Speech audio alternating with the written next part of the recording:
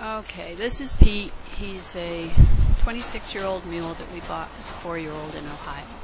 And this is an example of what happens with a mule when you take him too far out of his comfort zone.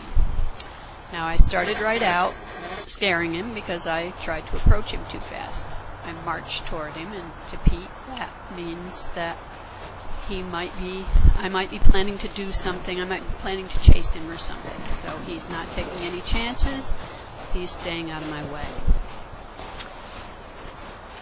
He's also, this is also not part of his routine. I don't bring him in the indoor ring and then chase him. I normally go out in the pen, but very carefully walk up to him, put a halter on him, and lead him off and tie him up. And then saddle him, ride him, put the harness on, drive him, put shoes on him. I mean, it's not that this mule's half wild. It's just that he's out of his comfort zone right now. So then I slow down and I start to approach him the way I should have approached him the first time. The problem now is that I'm wearing an emitter on my helmet that controls the video camera, and it clicks. So that's got him all worried. That and just a bad start.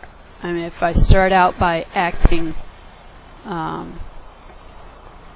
aggressive toward him, which is the way he perceives it, I'm going to start right out making him nervous. So he's been clicker trained a fair amount in the last 4 or 5 years, so I've clicked him a lot for approaching me, so that's what he's doing now. I'm still handling the halter a little wildly as far as he's concerned, but he's okay with that. He's still standing there anyway, but he's very tense. You know, he's keeping a close eye on me. Pete likes to be handled from the front when you first walk up to him. He likes to keep both eyes on you, and it's very easy to spook him here. You can't just walk up to the side of him and reach around his neck and put a halter on him.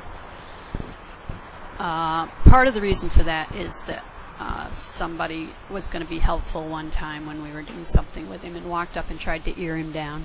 And that was about 20 years ago, but of course he never forgot it, and he's still very protective of his left ear. Okay, he's very nervous. He's not familiar with the video camera, which is set up right behind where I'm standing now. He doesn't really want to go near it. He wants to go back to his buddy there and stand near the gate. So I'm going to take the halter off and try this again. So this time I approach him more slowly. The only reason I was moving over there was because of the lighting. And of course he's keeping his eye on me. And this time I'm going to march right up to him and try and put the halter on from the left, like you would with a horse. And as I mentioned, that's not going to work. He can't handle that. Very seldom. He has to be really calm to allow somebody to just walk right up to him.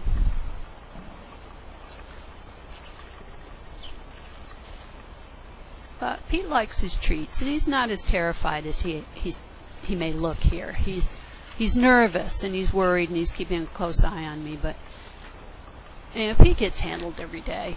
He doesn't necessarily get haltered and ridden, but, you know, I have to walk through his pen on the way to get to the indoor ring, and I always feed him treats and interact with him a little.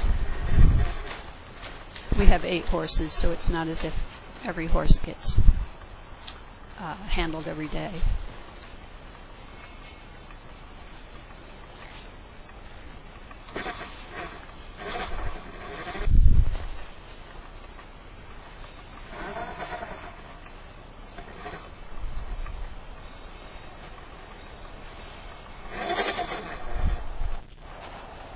Okay, here I'm just trying to walk up beside him and touch him with the halter.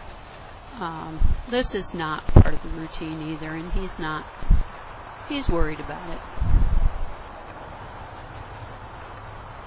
But as you can see, he's not a wild mule. He's not a mule that hasn't been handled. He's just a very nervous, defensive mule.